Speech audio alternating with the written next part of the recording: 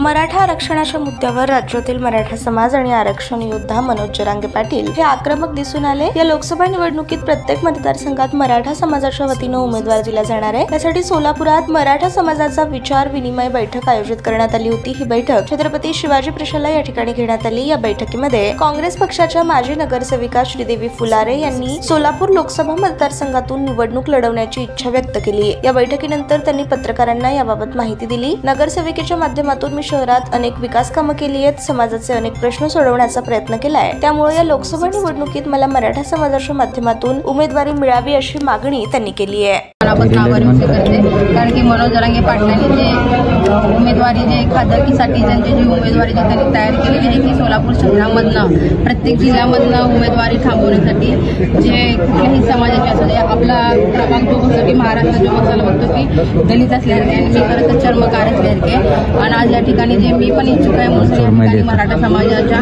मेळाव्यामध्ये आलेले आहे ना, माझा फॉर्म भरलेला आहे मी सुद्धा।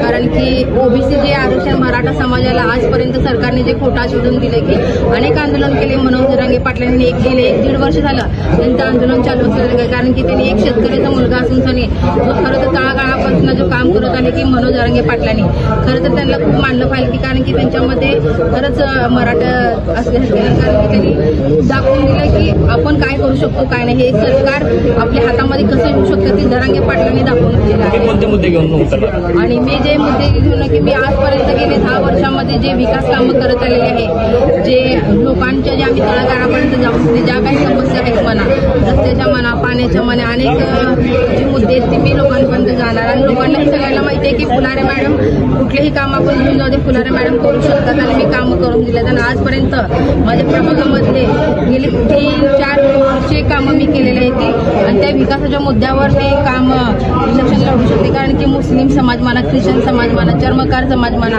भोशी समाज म्हणा, अनेक समाज जे मराठा समाज आहे की आम्ही प्रत्येक समाजामध्ये कार्यक्रम वगैरे घ्यायला बघतो आणि अनेक जाती धर्माला एकत्र घेऊन आम्ही जायला बघते ना। मुस्लिम समाज तर खूप मोठ्या संख्येने आपल्या पाठीशी असल्या, कारण की जे त्यांचं आमदार खासदारांनी जे काम केलेलं आहे त्या ठिकाणी जे मी त्यांचे कामं करून दिले आहेत ते मला त्यांच्या दुवामध्ये आता सुद्धा त्यांचे कब्रस्थानमध्ये लोक आले तर दुवामध्ये प्रत्येक जण प्रार्थना करायला बघतात की मॅडम तुम्ही खासदारकीसाठी थांबा। आणि ही खरं तर संधी आलेली आहे मनोज जरांगे पाटील यांच्या वतीने मला तर संधी भेटली तर मी संधीचं सोनं करून दाखवेल आणि ज्या काही मराठा समाजाच्या समस्या आहेत त्याही मी सोडण्याचा जास्तीत जास्त प्रयत्न करेन।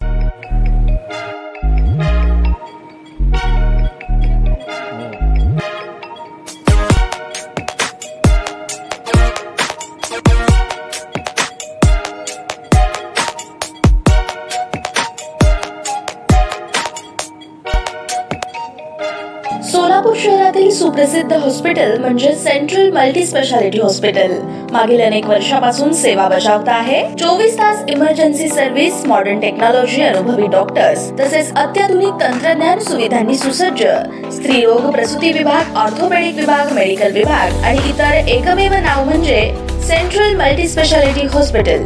पत्ता गणेशपेठ शॉपिंग सेंटर, मंगळवार बाजार, सोलापूर। ताज्या बातम्या पाहण्यासाठी प्राईम महाराष्ट्र न्यूज चॅनलला सबस्क्राईब करा।